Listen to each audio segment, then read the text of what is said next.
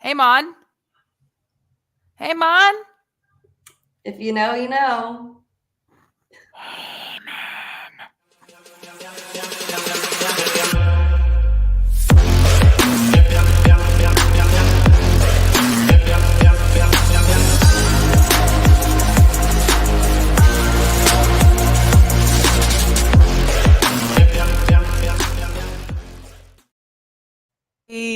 Cooking up a storm in Abilene. Oh my God. Hello, hello, hello. And welcome to Pardon Me, Alex, the only lumberjack basketball podcast out there on the market. You're here with your girl, Alex, and the darling, the sweet, the beautiful Jacqueline Noel Parton. I know y'all are getting sick of seeing me in a baseball cap, but tomorrow I promise. You get what you get. I mean, But you get what you don't throw a fit. That's right. It's a Monday night at 9:17. Like, you get what you get. I gotta wash and straighten this hair tomorrow. So like I've just been braiding it for like 3 days now. Yeah. Not about to wash it twice in a week. You guys, if you some people may not understand Jacqueline's hair saga or her hair regimen. When she says that she's not going to wash it twice in 1 week, like, that's not weird. That's totally normal for her. And I'll tell you right now, you don't want her to do that twice in 1 week because your entire pipe system will get clogged. Oh my God. The water pipes of Tyler can't handle it. And if y'all ever wondered why people who wear their hair natural do not brush it out while it's dry, I'll be happy to send you a snap of the like one and only time I brush it out dry, because Princess Diaries knows nothing on what my hair looks like when I brush it out dry. Imagine Nothing. the biggest fluff ball you've ever seen in your life. Times that by like 5. It's not a good look. No. Oh, DDT coming in with the big man. What a shot by Heyman. Which one? Which one? There were so many. I got a list of them. I got a whole list too. I haven't taken these, you can't see it, this many notes in a long time. It's a long list of notes. I'm telling you, I'm not going to say them all because they're all not pertinent to life, but I took some major notes in this game because I actually literally just finished watching it like 15 minutes ago. That's why we're running a little bit late, because I just didn't have time on Saturday because I was busy. And this goes right into the intro and what I was going to talk about. Saturday, obviously the game came on earlier than normal, but I still wouldn't been able to watch it even if it came on at 7 because I was at the brewery working the lighted Christmas parade, and it's just an absolute, like, thank you, Nacogdoches, for your support, because legitimately I've never seen the line on a non like major holiday event wrap down the patio through the beer garden almost up to the stage. Like, that's how long the line was at the brewery. And that's to the point where there was 4 of us back there working behind the bar. So thank you all for your support. We both love you so much. But that's why I couldn't watch. I was able to catch, like, myself and Amanda, we were able to catch, like, on my phone. Literally, I'm watching it on my phone the last like 5 minutes of regulation, and then the last and of course overtime. Yeah, taking us to overtime. What a shot. Don't worry, we'll talk all about it. Jose says, go to bed. Wait, I'm getting old. Yes, you are. Jose Pinones, the solo act coming from Chicago. Wake up, Solo. Wake up. Yeah. So, Jose, again, be watching this week for a text from me because I'm going to be sending your liquor to you soon. And again, interest plus a housing fee. It's coming. And of course, my mom's watching because she's awaiting her debut on season 6 of Pardon Me, Alex. So she wants to come on the podcast tonight. So we're going to have her on for a few minutes later on, but that'll be fun. All right. So let's get into it. All right. So ACU, y'all know it's always a dogfight to the bitter end because Always. there are just so many similarities between the way we play and the way they play. Y'all already know all this. So background matchups, we have 25 wins and 14 losses in our playing back and forth ACU over the years. Our last matchup, which was actually in February of this year, we won in double overtime, 91-87. Largest margin of victory was 97-62 in 2016, and smallest margin of victory was just 1 point, 61-60 in 2019. I'll tell you right now, playing ACU, they kept talking about it on the broadcast about how they kept calling it a rivalry, a rivalry, a rivalry. And I can see it. I can see where it's becoming a rivalry again now that we're in the same conference like continuously for the past however many years.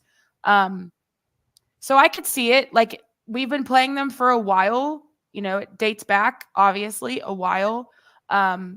But it never really felt like a rivalry, probably until the last couple years, maybe the last 3-4 years.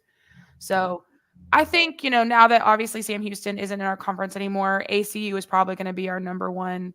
It's really close between them and Tarleton, to be fair, when it comes to in conference. Yeah, and I feel like with ACU, it's more of a friendly rivalry than with Tarleton. Yeah, I definitely agree with that. Like, yeah, the game started getting a little chippy there in moments. And of course, I mean, when you got your first conference win by both teams on the line, like it's gonna get chippy, it's gonna get physical.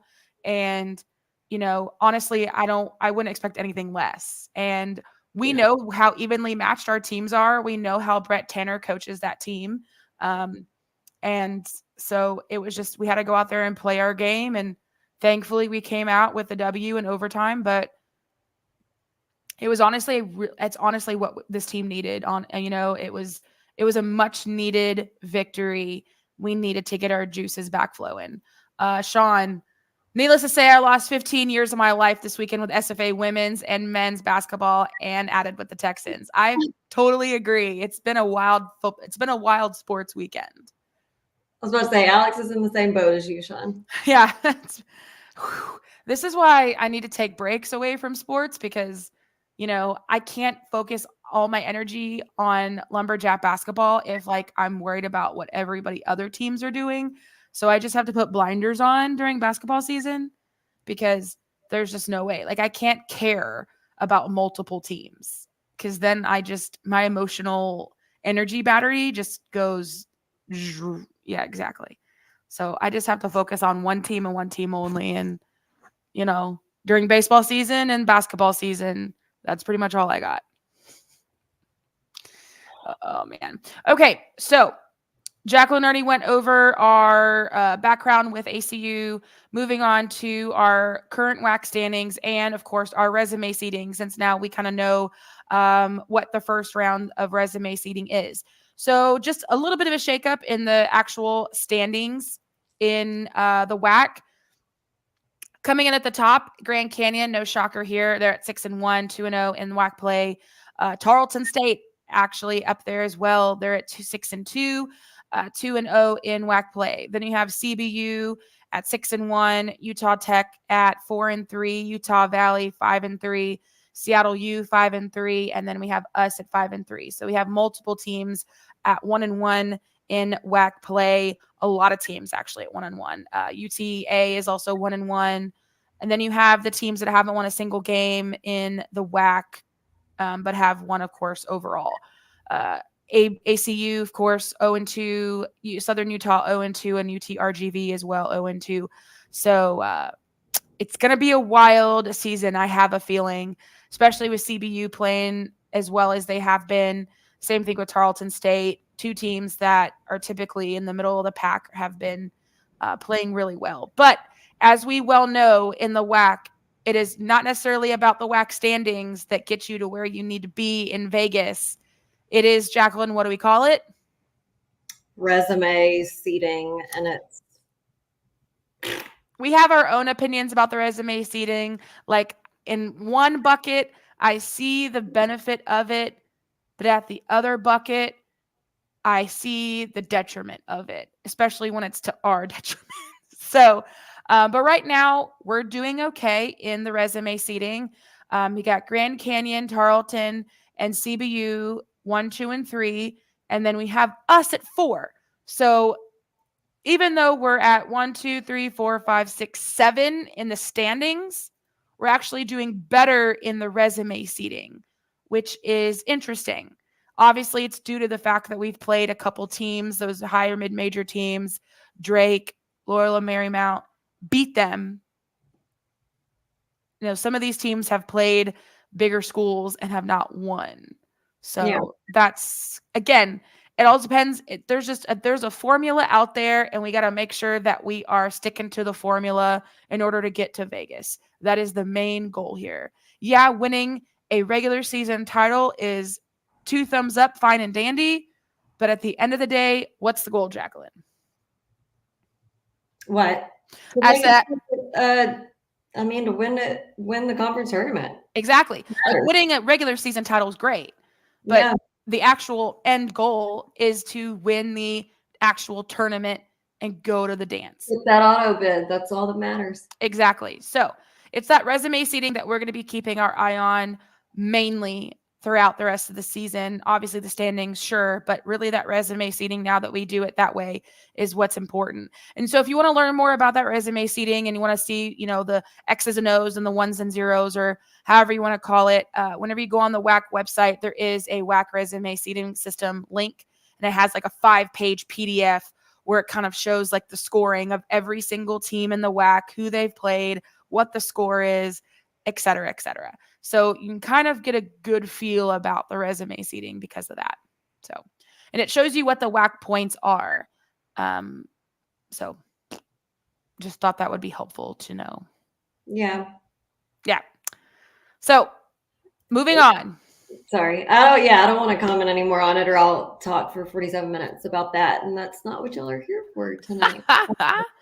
Oh, wait, we got Shelly. I miss those seasons when we dominate both conference and the tournament. I know, Shelly, but those seasons are in the rear view because we moved on to a more competitive conference. When we were in the Southland, we were dominating everybody. And those were great years, and they were fantastic and awesome.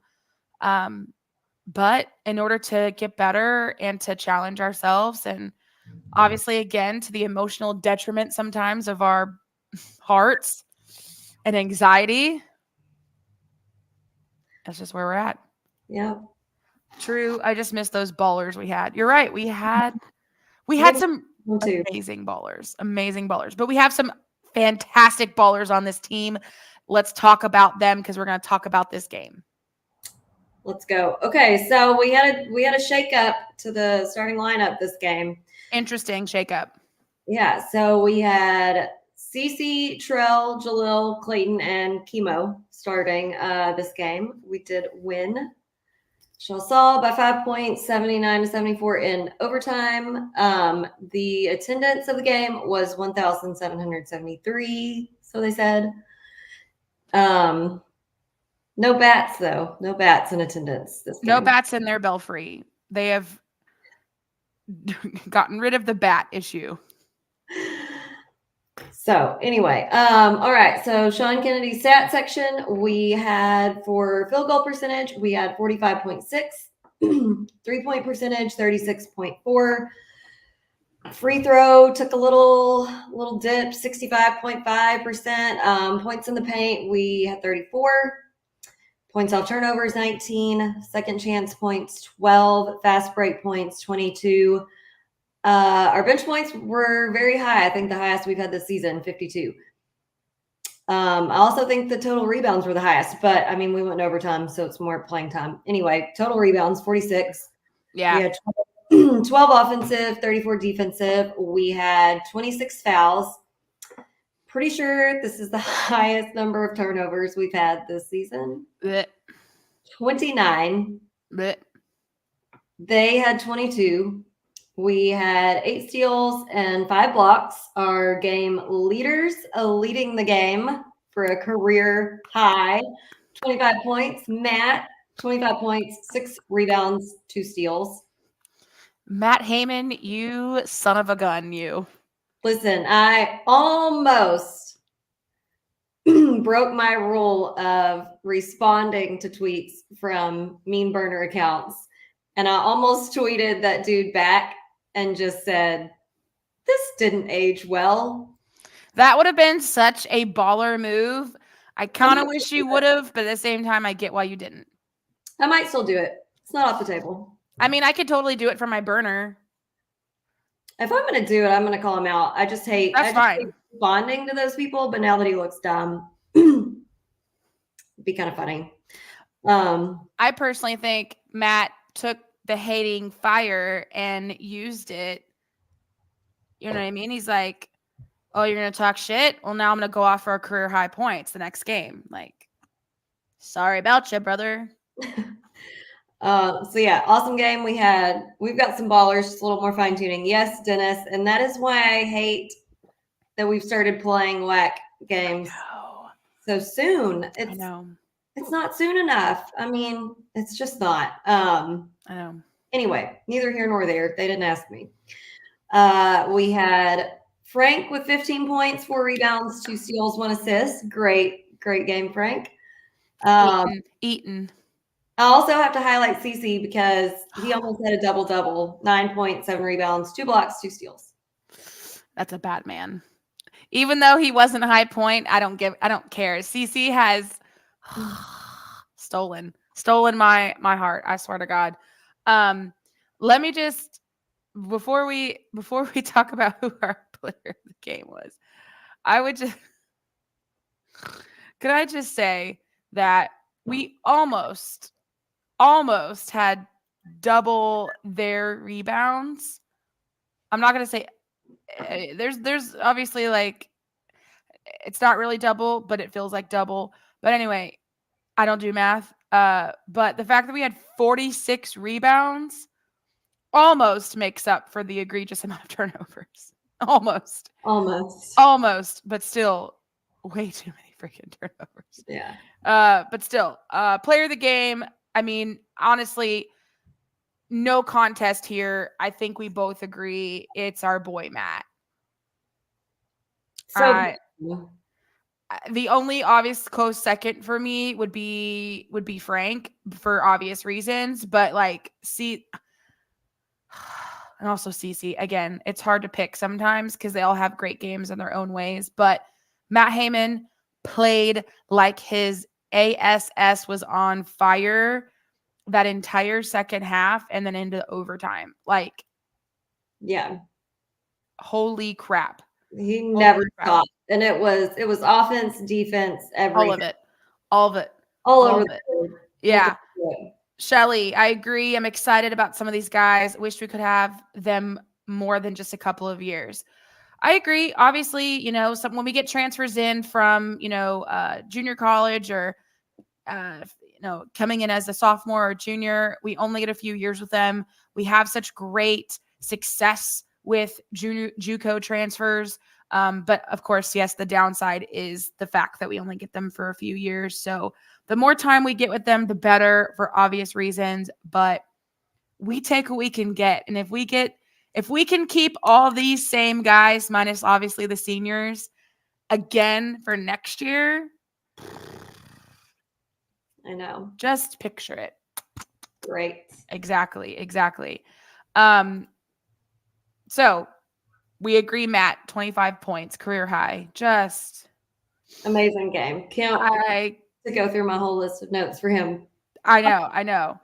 Before feats of strength, I have a few Robisms that I took note of when I was listening. Because y'all know when I watch a game live on TV, I listen to Rob on the radio. Right. So I have a few good ones. When they were announcing their starting lineup, he's like, and Arian Simmons, who seems to have been here forever. And I could not agree more because I feel like he's played for them for like 20 years. I'm like, agreed. Cosign. Like, this surely has to be the last year. Surely has to be the last year. Like, there's no way. This man has been here for 15 years. There's no way. I feel like he's 40. Like, I know. I don't get it. He's never leaving. He's like the itch that you just can't scratch. I'm so ready for him to be gone. Anyway, I know. And he's a good player, and it pisses me off because I don't understand it. He doesn't look like he can move as quick as he does. Let's see, what did he got? He got 6 steals. I know. Steals linebacker, and he got 6 steals off our. You know what? I know. I will say though, between last year and this year, I do think he's dropped some lbs. So he looks a little bit leaner. Not saying that like he was huge before. Like, he's just a big, like, girthy guy anyway. Yeah. But I do think, just looking at his face, he may have lost a few lbs, which is obviously good for him and better and good for ACU. But yeah, that guy, he's literally like the bane of our existence. Yeah, literally. That was funny. This was him, like, and Cameron Steele too. Like, I'm over both of you. Tired. Go away, please. Yeah. This one is a sentiment that you and I say all the time. Yes, Tess. No more Arian Simmons. I just can't stand him. I was so happy when he foul out when he finally fouled out. Yes. Yeah, at the end. I know. Mom absolutely despises him. Yeah, not a fan. I was like, get him on the bench. Don't want to see him anymore. Don't want to hear his name again. I don't want to see him steal the ball one more time. I don't want to see his fucking face no more. Yeah. Anyways, okay. So Rob said about Trell, it was when he hit a 3, he said, if he gets started, the whole team is better. I told you. We've been saying it. We've been saying that for years. Yeah. Okay, then did you see there was one time there was a loose ball and it like rolled up the tunnel and the ref had to run up the tunnel after it? Yeah. And it was like multiple seconds. We're just waiting and waiting. Yeah. And Rob's like, out the building, right up the tunnel to the Knies department. Then he's like, we're still waiting. He'll come back eventually. I'm like, the commentary is just so good. Then there was one time, it was hilarious. Okay, so Keller was trying to talk to one of the refs, and we all know Jasek's like the mediator. He's like the course for everything. So Jasek's over there trying to, like, peacemake, mediate, whatever. And then you can see Keller like say something to Jasek, like he's trying to get him on his side, and Jasek just laughs like, you're right, but I'm trying to diffuse the situation and you're not helping. I think I know the exact moment you're talking about. Yeah. Yeah. But then Keller just keeps going, and Rob says, Kyle Keller complaining to Nunez, but it will do no good. I did. They put the camera on Kyle a lot during this game, and they were just showing him just literally just yelling at the referees constantly. Like, anytime the camera was on him, he's just up in the face of the refs every single time. And it cracks me up, actually, because Kyle just has those faces, and the faces I'm talking about, like when the lip is out. Oh, yeah. Oh, my God. When the lip is out, when the face is like, oh my God. Or when he like chases somebody onto the court, like he's literally chasing down the ref, like down the fucking sideline. Oh my God. he like high knee kicks it down the sideline.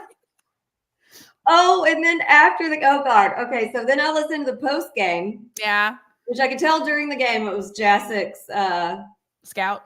Yeah. So Jasek's on there with Rob, and Rob's like, well, we're not going to be sending this tape up to, now I'm blanking on the name, and I've literally been there, wherever the Basketball Hall of Fame is. He's like, we're not going to be sending this tape up there, but a W is a W, whether it's ugly or not. And Jasek's like, well, Rob, I would disagree. I think it was we beat 2 teams tonight. We beat ourselves and ACU. I was like, well, not wrong. Jasek is low-key hilarious. I have one funny story about Jasek, and I forgot to tell it when we were in the Caymans, when it was the championship game. I had gone inside, I think ahead of you guys, and I was like recording on the sideline, like their little warm up, right? And literally he's standing like right here to my right. And he turns around and notices that I'm standing there, and he like smiles and he like walks in front of the picture. And then he turns around, he looks down, he goes, "Nice shoes." And then just walks away. And that's it. He just drops the nice, like little like compliment bomb and then walks away. He's like, "Nice kicks." I was like, God damn. He's just funny. His sense of humor is just very, very dry. Yeah. Very, Love very it. dry. And I love it. Okay. So I feel like we're gonna have a lot of the same strengths here. The feats of strength tonight. I watched it tonight, Saturday night. We're of a plenty. Don't get me wrong. There was a lot of grievances, but we'll get there. But man, oh man. Started off, I don't know. We didn't start off slow, but we didn't start off fast either. It was better than the Tarleton game. But it doesn't take much. Right. That was a low bar that we've set. So anything where we score within the first few minutes of the game, I'm happy for. So that's a positive. Yeah. Come on. I'm just telling you right now, CC, within the first few minutes of the game, CC steals a ball, layup, boom, points off turnover right out of the bat. Love to see it. First note too. That steal and fast break. Love to see it. And then a few plays later, Jaleel coming in with a 3. I'm like, okay. Yeah. I'm literally getting flashbacks to Drake game. And I'm like, yeah. Are we back? Like, what are we doing? You know? Yeah, I was so excited when he made that 3. I love that he kept it. He kept it at the 1. He was 1 of 1. He took it 3. He took it. He made it. Right. Love that he can, but that shouldn't be his like number 1 mission on the court. Exactly, because it isn't his number 1 mission when he's on the court. The fact that the fact that Clayton, the fact that Nana can all shoot a 3 ball, good to know. Good to have in the back pocket. Is that your main gig? No. But I'm not mad that it's there. Yeah, if you're at the high post and it's open, go for it, baby. You're set. You have enough time. Boom. Love to see it because and I say this knowing Jacqueline knows, but saying to the people listening, as soon as a big guy hits a 3, the crowd goes bonkers. Just like it did when Simmons hit the 3. So, I mean, I'm just saying it's the same thing. Yeah. Like the crowd went crazy. It hyped them up for a few plays. And that's what you need. But you need it obviously from us and not them. But that's here nor there. No, but you know what? He was 1 of 3. And Jaleel exactly. and Clayton were both 1 for 1, baby. They took the 1. They got the 1. But and here's the thing. We know for a fact that Trell had some foul issues. But in the beginning of this game, he was starting off on fire. And just like Rob said, don't let him get hot. Because as soon as he gets hot, everyone else on the team gets hot. And this place is about to just get silent. Like he's about to literally silence everyone. Shh. Boom, Trell, 3. And then boot, like right afterwards, took a charge. He took 2 charges, at least by my count. It may have been more, but at least 2, I believe. Whew. Loved it. Yes, he took 2 charges. He had another nice drive. He's all of a sudden driving, which I'm not mad about. And me neither. I'll tell you now. I think it's because going back to last season, he was playing through an injury unbeknownst. I mean, we knew he had like a groin injury in the beginning of the season, but we thought that was taken care of. But he was also playing through either that injury still or another one that limited him on his like running and movement. Yeah, major mobility issue. Major. So now that is fixed, he is able to actually get some hops up, get some movement to the basket, do some layups, right? That's why we saw him have that nice like layup, dunk, a couple games back, etc. Yeah, he took that awesome drive in. He had that 3 early. He hit that other 3 literally in the ACU logo. Literally, I wrote Trell from the logo. Jesus, even the announcers made a comment about Yeah. that. He had the 2 charges. And I want to personally add that I saw him make an excellent textbook blockout. Like That's one of your big things. Like I should have screenshot it on the screen. I mean, it was literally like he was looking both ways to see who was the closest to like put a body on and block out, and it could not have made me happier. Didn't get the rebound, but his people didn't, so it's all that matters. That's all that matters. I'm so happy. Let's see, who do I go to next? Let's oh, okay, this is a funny one.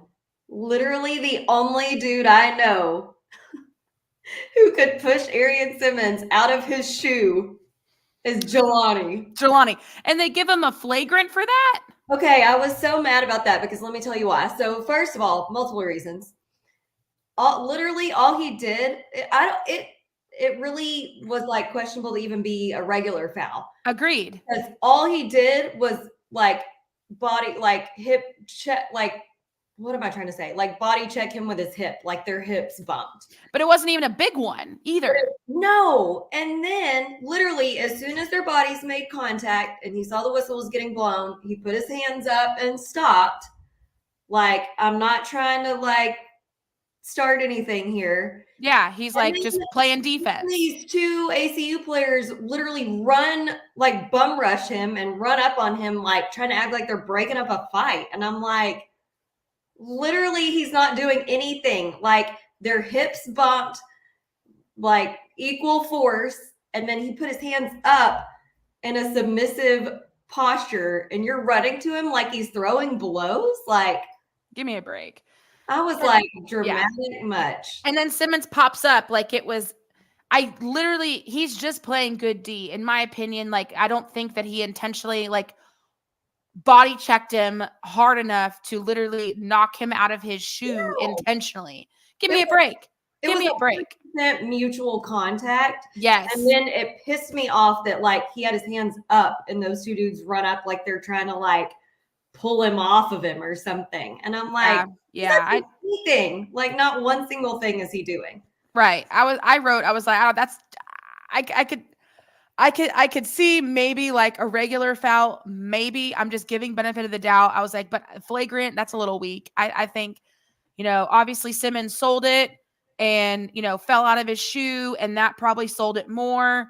But to give it a flagrant, I don't see that. I don't see that at all. No.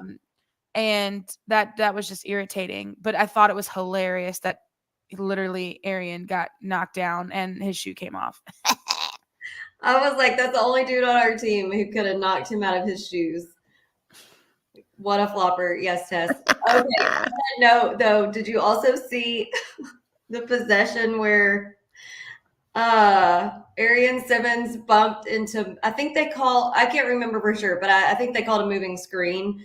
But then, like, after the fact, Arian Simmons bumped into Matt and it, like, knocked him just off balance enough that he was, like, staggering backwards trying to catch his balance for, like, what felt like 5 minutes. You know what I'm talking about? It was like, after he got his balance, he almost fell again. And I was like, and Matt is such a goober. Like, he's, he did that just for like extra flair. I really don't even think he did, though. I think it just caught him so off guard and like Arian's so big. I know. It's just funny. It was one of those like 10-second falls where yeah. Oh my God. Okay. Let's talk about Matt. Please, let's talk about Matthew. My gosh, the list I have for him. Please. The first thing on my list from Matt is as follows. I'm gonna read it just to Matt with the almost 3, but chases down his rebound and then gets the putback, basically the hustle of that chef's kiss, baby. Like, are you kidding me? That's what I love to see. That's what you want to see out of everybody on the court. That hustle and that determination. The fact that you threw up the three, realized immediately that that three wasn't going in, and you do anything in your power to get your own rebound across the court, chases it down, gets it, and then puts it back. That was the first thing I had for him too.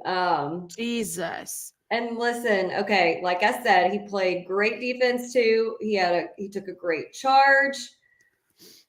Whenever Dennis said what shot or great shot, and I said what shot, because he made a three to tie earlier in the game. Mm-hmm. Then he makes the three to go to OT. Mm-hmm. Battled in the lane one time to tie at 1 minute and 20 seconds. Mm-hmm. 3 different times in the game, he tied us up. Yep. Got a steal and a dunk. I mean, he was all over offense, defense, everything. Yep. He was everywhere. Everywhere. Every part of that game, he was playing like his ass was on fire. And again, I would just like to give a quick shout out to the hater on Twitter. Thank you, because you may have just fueled his fire and catalyzed us into the beyond of winning. So thank you for being a schmuck. All right. Matt, we love you. Great game. Great game. Amazing game. Next person I got on my list. I'm just going to wait. Nana, you had some great moves tonight. Or I keep saying tonight because I just watched it. Saturday night. He had a great little assist pass into Frank for the layup. Nana had some good rebounds. Let's see. How many rebounds did he have total? He had 5. I like that. That's a good number. Good number from Nana. You know what I also love about Nana is still, even after him having that just insane injury at the end of the season last year, he's not afraid and he's not hesitant to put his body on the line for a play, especially for a rebound. There was a rebound, kind of got away from him and a few players. I mean, he literally falls to the floor and just has to lay there for a second afterwards because he is struggling so hard to make sure that we have the ball, and calls a timeout towards the end of the game. I mean, that's I love to see that. Even if you don't make a huge contribution like point wise, that type of hustle and that good heads up play where he's passing well to get an assist to Frank, I love to see that. I really do. I really love to see that from Nana. I do too, although I would say that probably we're more worried about him getting on the floor than he is. Oh, guaranteed. That's why when that happened, I was like, huh. And then he popped up. I was like, okay, but be careful. I know. Every time I'm like, somebody else jump in there before Nana. We don't want him to get hurt again. But exactly. I gotta remind myself, like, he's not breakable. He's okay. It's just again, that's what I think that I appreciate him more, is because the fact that he had that horrific injury and that he has enough cojones to literally put his body on the line again for his team. Like, some people aren't mentally strong enough to do that after a horrific injury. So it's a big shout out to him. It's a huge feat of strength. Like, if you want to talk about a definition of a feat of strength, like that to its core is. Can we just talk about our boy Frank for a second? Yes, he played great again. Damn. Always. I told you that game was his awakening. And ever since then, even in a loss, he plays. Yeah. Great. Frank is nuts, dude. Like, laying up threes, big jumpers, playing defense, rebounds, blocks. Frank is all over that court, just like Matt on both sides of the ball. Like, I am so happy we have him on our team. Me too. I love you, Frank. I really do. And his his sweet little like excited clap gets me going every time. I made that into a GIF, and I swear to God, anytime he makes a good play, I'm gonna start tweeting that out. Because he does it every game. He really does. He does. And also Juice had a fantastic pass into Frank for a layup too. So like I love the communication and the connection that he has already with this team. You know, the fact that they're already meshing well enough. And Frank, if you forget, didn't join the team until later in the summer. Yeah. Like he didn't have as much practice and camaraderie time as everybody else because he didn't join the team until like August because he was off playing, doing whatever he was doing. So, I mean, even that is important to note that he has had significantly less time practicing with the system, with these players, with his teammates. So just throwing that out there. Yeah, no, I agree. So 2 more notes on 3-pointers. CeCe banking that 3 in. Bad man. I was like, did you call it? Did you call glass? That was great. And Clayton making that 3 in overtime was awesome too. Oh, beautiful moment. You could slow-mo see it happen. You know what I mean? Because he's just like slowly inching his way to behind the arc. And I was like, ooh.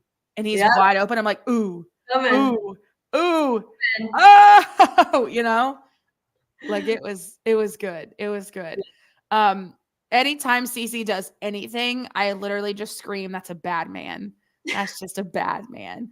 And CeCe, I hope it's not negative. Like it is such a compliment. Like your defense is so good.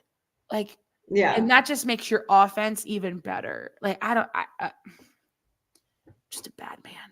Merry Christmas, everybody. Like, Merry Christmas, everybody. Let's see. Do I have any more notes? I put Clayton 3, buried him. That's what I wrote. It was an amazing 3. I was so very excited. Buried him.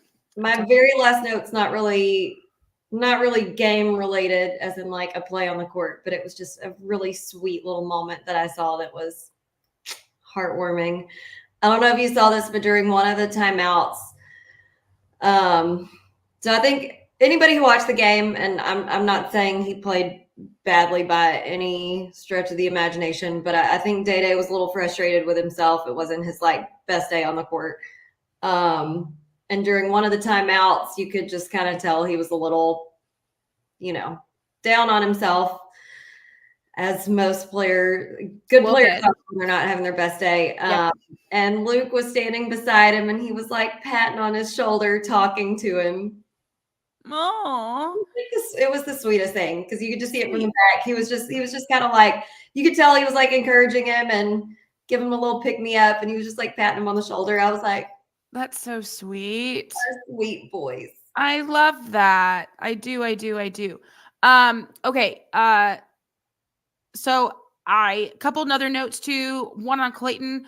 He didn't have a ton of rebounds, but the 3 that he had were crucial towards the end of the game. So shout out to Clayton. He was playing some good defense. Again, like it doesn't show up in the stat lines, but just if you watched it, you know what I'm talking about. He was playing some good pressure and playing it well enough that he wasn't really fouling. He only had 1 foul. And then I think one of my last notes is I talked about Clayton's with his rebounds.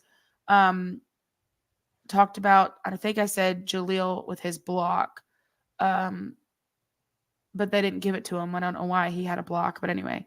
Where is it at? You were talking about Day. I have a note about Day. Day had, you're right, it wasn't his best showing, but the moments he was out there, he was playing decently, especially towards the end, and he had a really, really nice move to the basket. Enough so that I wrote down my favorite Day word, which is sexy. That was another sexy move to the basket. He just goes under the basket, turns around, lays it up. Like just smooth as silk. That's classic Day. And I want him to just get out of his own head and just do that more often. Play your game, brother. Play your game. You know what you're doing. You know what you're doing. You know what you need to do. I agree completely because listen, you're your own worst enemy, bub. Yeah. Day's measuring every game against Day, which Correct. is going to be because he's his own worst critic. So he's going to be harsher on himself. But listen, he played a great game. He's always going to have at least one or two sexy moves to the bucket. Sexy moves. He was 100% from the free throw line. He was 2 of 2. And he had 6 rebounds. Yeah. Like that's critical. That's the second most on the team, I think. It was CC had 7 and he had 6. Matt had 6. And Jaleel had 6. Yeah, exactly. Like there was 3 guys that had 6 rebounds.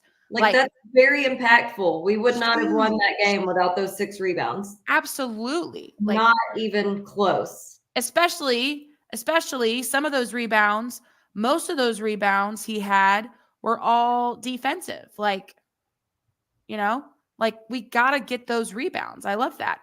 Also, I have to note, I don't know if you guys were listening closely enough, but we had 52 bench points. 5-2. You know how many they had? 24. Like, when does this happen? Normally, that bench point is over in our points in the paint. Yeah. That's because we got a stacked team this year. That's what I'm saying. Like, I think we need to focus on that. No injuries. I'm knocking on wood as hard as I can because I'm not going to jinx us. Yeah, exactly. All right. That's the end of my list. Ready for... All right. Y'all know what time it is. With the airing of grievances. I got a lot of problems with you people. Now, you're going to hear about it. You. Oh, boy. First grievance I have is the very, very, very beginning of the game, even before tip-off. How many times do you have to mispronounce our coach's name? They called him Kyle Kelly like 3 times. Yes. Like, you called him Kyle Kelly, Kyle Keller. I'm like, it's really not that big of a tongue twister here, folks.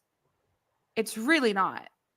Okay, well, I think we're gonna have to cut their announcers a little slack because I think it might have been some of their first times. Because did you notice the one time? So I didn't listen to them because when I watched it, I was listening to Rob. But one of the shorter timeouts, like a 30-second on the floor or something, they panned the camera to them. And if that would have been my camera guy, I would have been like, you are dead to me for not giving me a heads up. The dude was like shoving his shit in his backpack, like just rummaging around. And then he's like literally deer in the headlights look. And he's like, yeah, but those weren't even the guys that were doing the play-by-play. Those were like the halftime guys. Oh, okay. Well, yeah, that's why they did that, because they're like, hey, let's see what the halftime guys are doing. And then that's what they were. They have 2 announcers for the game play-by-play in color, and then they had 2 guys to do halftime analysis. Gotcha. I was like, their cameraman is that was funny. I will say, yes, that was hilarious. But the actual 2 adults that were doing the play-by-play, literally whichever one it was, couldn't say Keller's name correctly, couldn't say Jaleel's name correctly for at least the first half of the game, right? And then I will give them, that was like the only 2 like flubs on them, and then they got it figured out. The only other flub is, I will say, that they kept saying pressure you. I saw that on the screen. I was like, but yeah, they're like pressure you. They call themselves pressure you. And I'm like, that ain't it, buddy. That ain't it, babe. It's press you. Press you. It's on all of our shirts. It's on fucking social media. Like, press you. It's never been pressure. God, dog. So that was big BS to me. I will say though that there were multiple times that they did agree with fouls on their own team. Like they were pretty fair when it came to calling the game. So I'll give them those credits and those flowers. It was just there at the beginning. I was like, you didn't start off well, but then they got better. So I'll go with that. What do you got? I mean, the first and foremost has to be the turnovers. And listen, here's the thing. First of all, I mean, that was just an ungodly amount of turnovers, but we literally had like, I'm pretty sure we had 10 in the first 10 minutes. If not, it was like maybe 11 minutes that we had to hit 10. And I'm like, if we keep up at this rate, we're going to have 40 at the end of the game. I mean, I'm not good at math, but I can do that equation, you know? And that's just wild. And literally dad's like first text after the game was, how do you even win with 29 turnovers? He's not wrong, because if anyone else, if you would have not watched the game, not seen the ending score, and just saw the stats and saw that one, you'd been like, yeah, that team lost. There's no way. But we had fight and we didn't. But and you know what I will say about a lot of the turnovers, and this kind of correlates with when you were talking about like what good chemistry that Frank already has with the team. I will say that several of the turnovers were just like we were being, I don't know exactly how to phrase it, but it was like we were being a little bit ambitious on trying to make a play, and the two players weren't completely on the same page. But I do think it's like a good problem to have at this point, because it shows that like there is a really high level of chemistry and we're almost there. We're almost there. And we have a lot of new guys who just haven't been here that long. So it is, and we're playing WAC games a lot earlier than we normally do. And so we normally would have a few more games to kind of get on the same page and be more in sync. So absolutely. I think the fact that we're making some unforced turnovers on just trying to make too ambitious of a play. Yeah. I think that's something that within a few games they can sync that up. And then we're really going to be seeing some plays where we're like, hot damn, that was a play. Like they were really on the same page and in sync. We're just not quite there yet, but yeah, I wholeheartedly agree. You do see glimpses of the good communication, like I was saying with Frank and them. Like you do see it. It's there. I 100% agree. I think we're almost there. It's almost like we're at the crest of the mountain. Like we're almost to the top and we're almost to the other side, where it's just going to be lights out with the passing. It's just, we haven't gotten there yet. And that's one of the big grievances, obviously, that I have is, of course, those, it's not just the turnovers. It's the fact that the unforced turnover, you know, yeah. I feel like there's multiple instances where they're overplaying. And then they're also just not, they're anticipating someone being in their spot before they're in their spot and passing the ball before they're there. And then boom, it either gets turned over or it either gets sniped and stolen or it's out of bounds. And those are just some of the things that, you know, that we've noticed from the past, 6 or 7 games, that it's just ball security. It's the unforced turnovers. Like, I get it. Like, we're going to have turnovers. This isn't a perfect world. Like, it's going to happen. But if we can put a cease and desist order on the unforced turnovers, I will be a much happier basketball fan. Yeah. Just the dumb, silly, overplaying the ball, just getting pickpocketed and sniped, even like as you pass the frickin' center court, like getting pickpocketed, boom, right there. And then points off turnovers because you have basically a free lane to shoot the ball and or lay it up. So it's just those, like, we have to work on those. We have to work on those. I could see it. I see us making strides, but it's just showing up more presently because we're playing in a couple of whack games. But we got to work on that. We got to work on that. Another I almost called it fragrance. A grievance that I have is the sequence of, we already talked about Jelani and the dog shit flagrant foul on his body check-ish into Simmons. Not even, I don't even know if it was first half or I think it was second half. I can't remember. There was an egregious body check that Simmons did onto Matt and nothing. But even the announcers agreed that that should have been a foul. Their announcer said, well, that's a foul, and he got away with that. They should he literally ran over Matt completely, body checked him. Matt's to the floor. And nothing.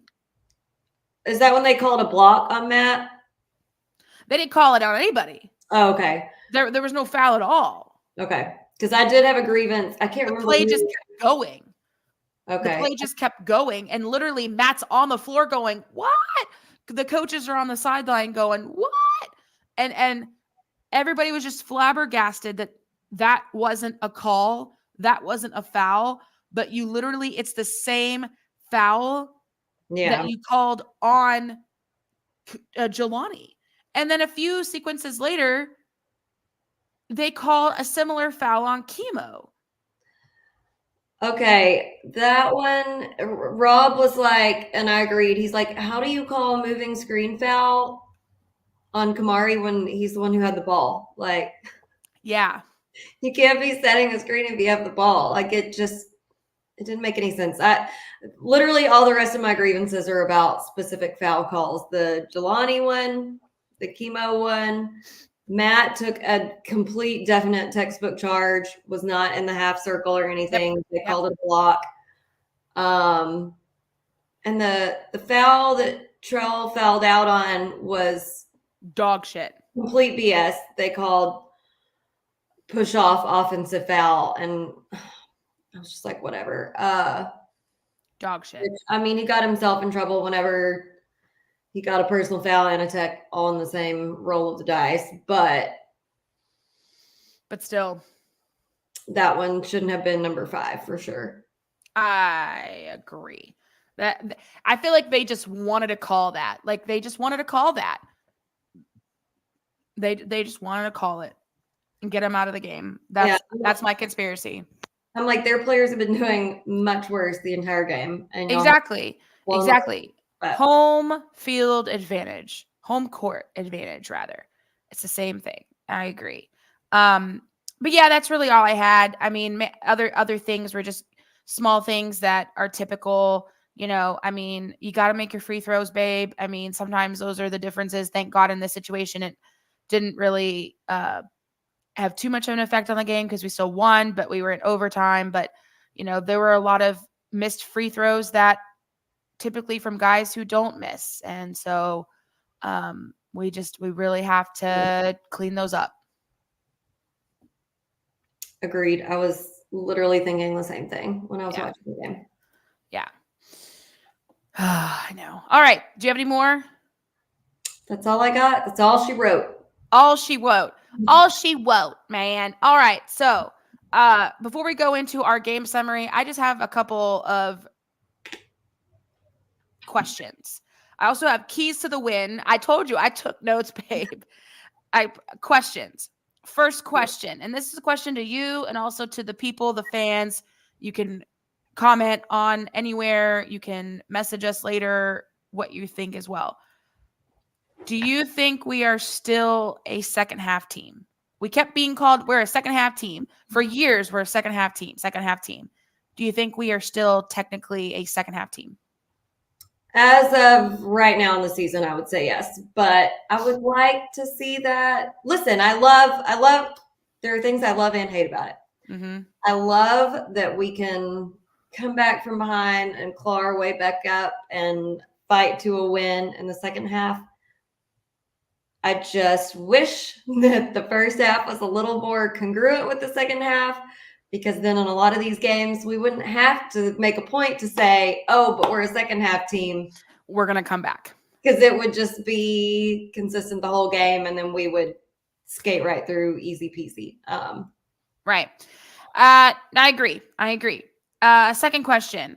There was a lot of talk that the announcers did, and I know you didn't watch them or listen to them, so that's why I'm bringing it up. I guess they had talked to Coach Keller, or they are referencing something that he said in a post game or something like that, saying that one of the things that is the consistency or key to the game is more consistency out of the point guard position. Currently, we don't have a lot of consistency at the point guard position.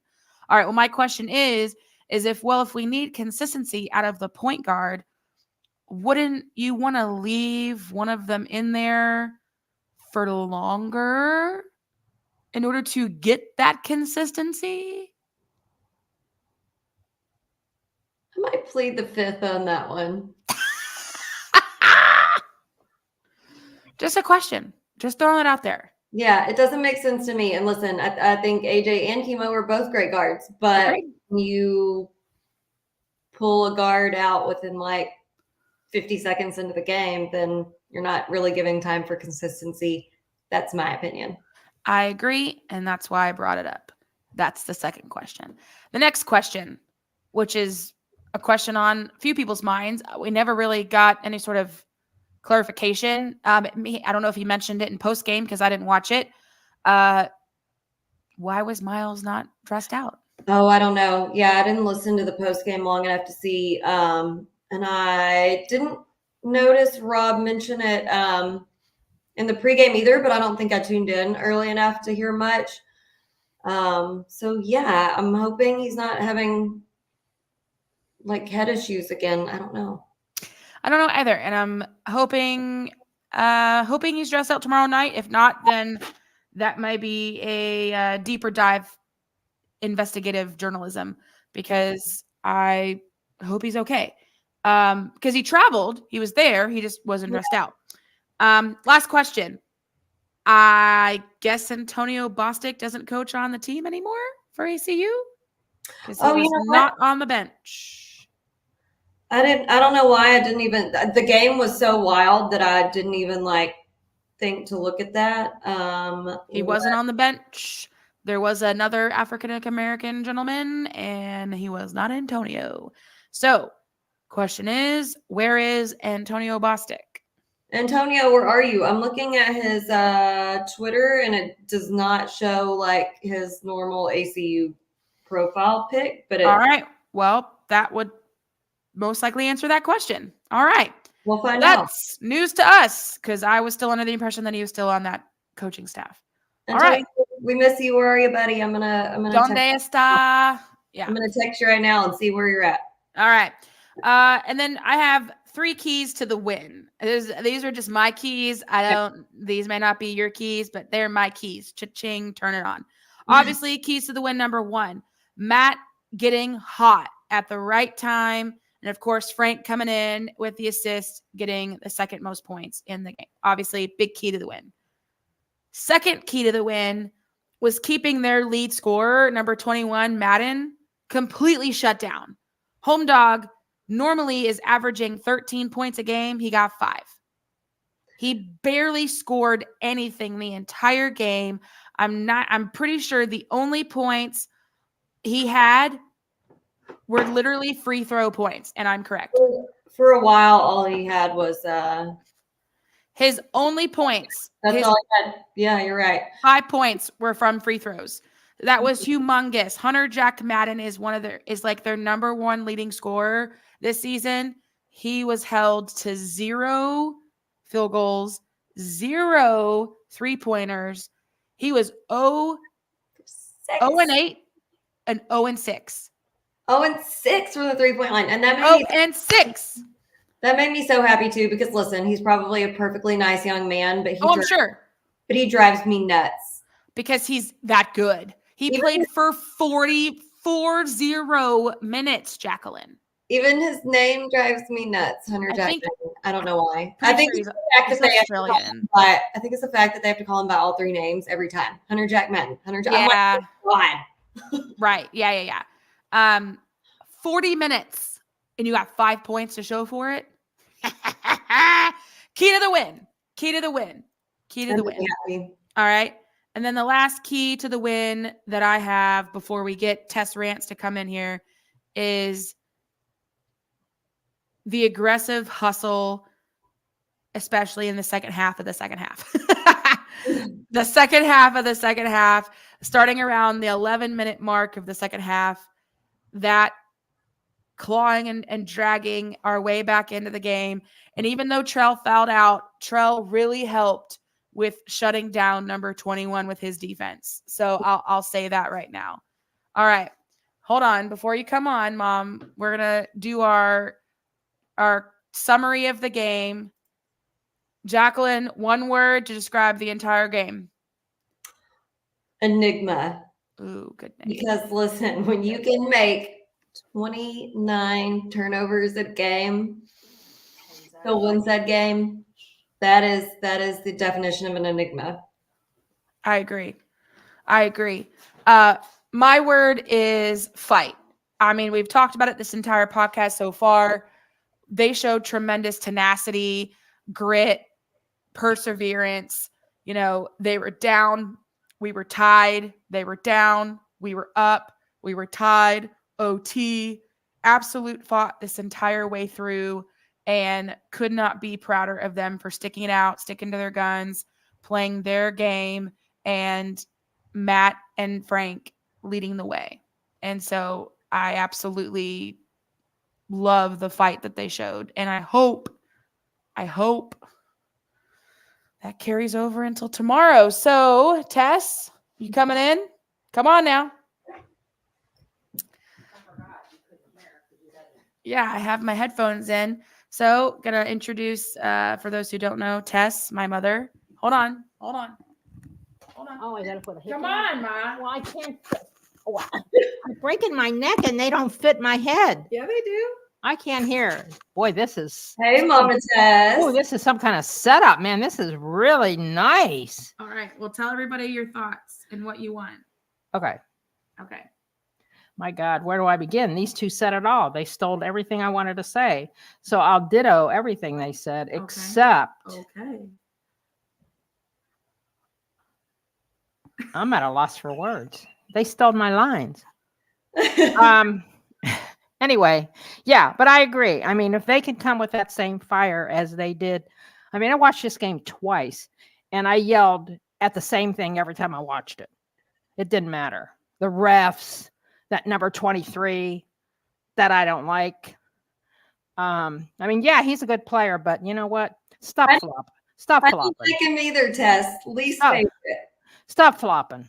Really, dude? And then he wants to pick a fight for what? He stands up and he goes, yeah, come on after me.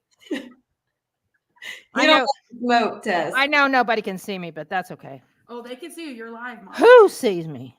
Everyone can see you. Oh my God. I thought it was just you two.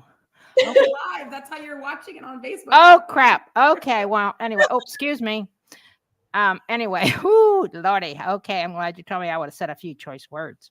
It's okay. I say them too. Yeah, but anyway, yeah, but I'm the mother. I should set the example. You don't have to, because Okay, now tell them what you want to say. whatever you want.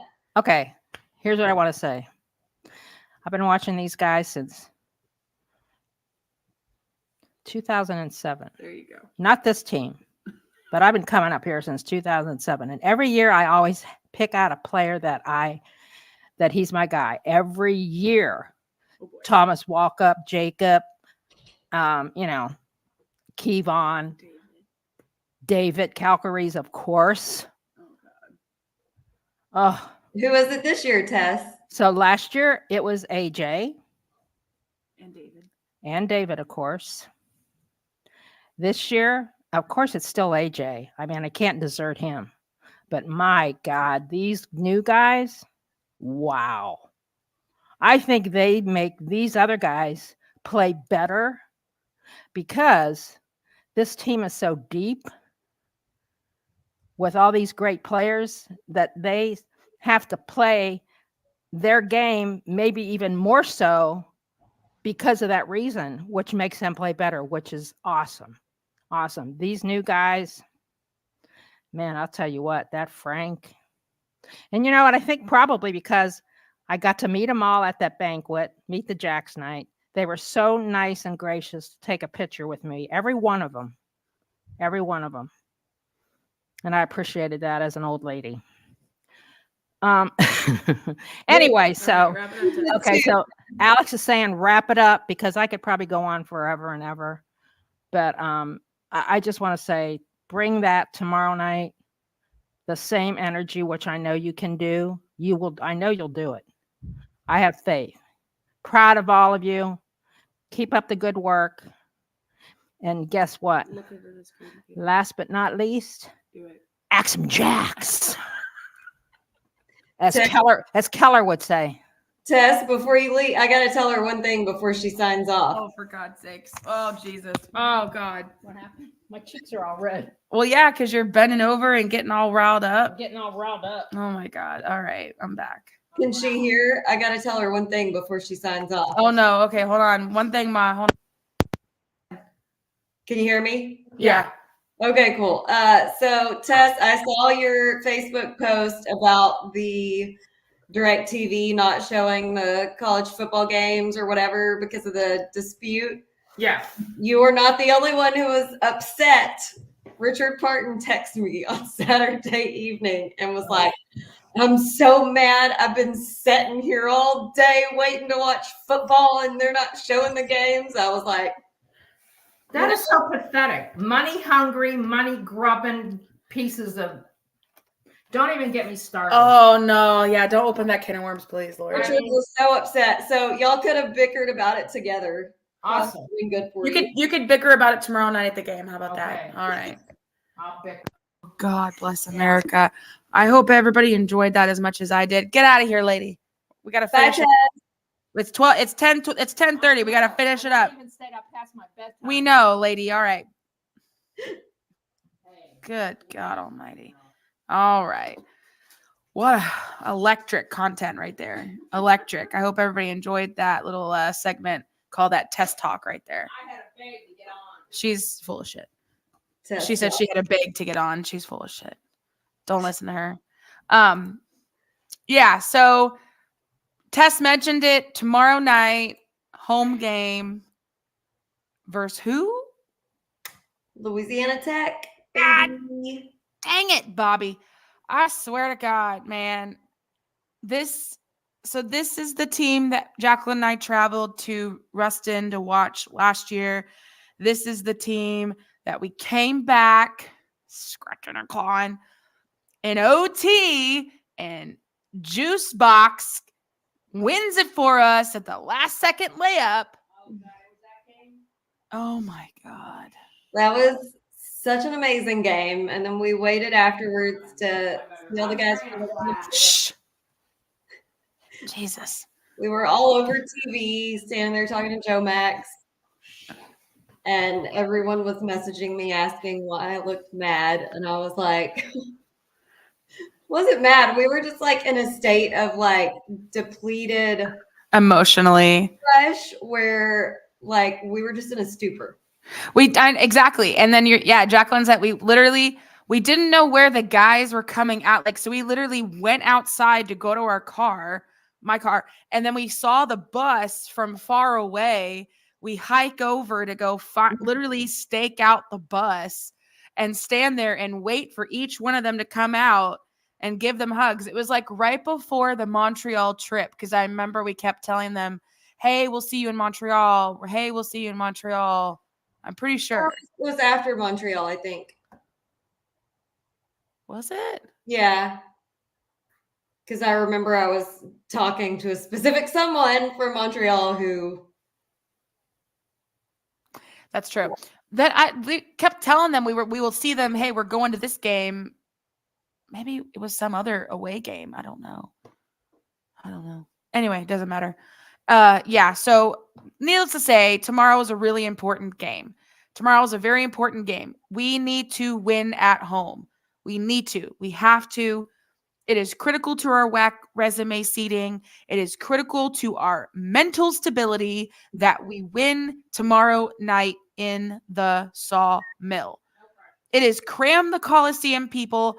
$5. If you're listening and have nothing to do tomorrow night and you bitch and complain because the tickets are too expensive, I understand.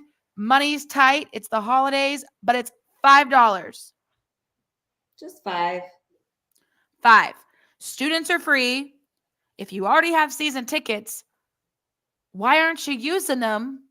It's a Tuesday night. What are you doing? If Jacqueline can drive an hour and 45 minutes from Tyler One way. to come watch the dang team play for 2 hours and then drive back. Literally every time my drive is longer than like the amount of time I'm there. I know. Longer than the game. But Anyway, so we hope we can see everybody in the stands tomorrow night. Like I said, it's a 6:30 game. So if you aren't, in town or local and you have to come in, at least it's not super late when the game's over. You could still, if Jacqueline can drive an hour and 45 minutes home in the dark, so can you, my friends. So can you. So do it. Do it to it. The last thing I have to say is they posted today that we are number 101 in the net rankings, which is pretty good considering we're ahead of Georgia, Arkansas, Missouri, Florida State, and UCLA. So that's not bad. I'll take it. I will take it. Pretty good. I'll take it. All right, kids. Well, we hope you have a wonderful night. Thank you for listening. Thank you for staying up with us. It's 10:32.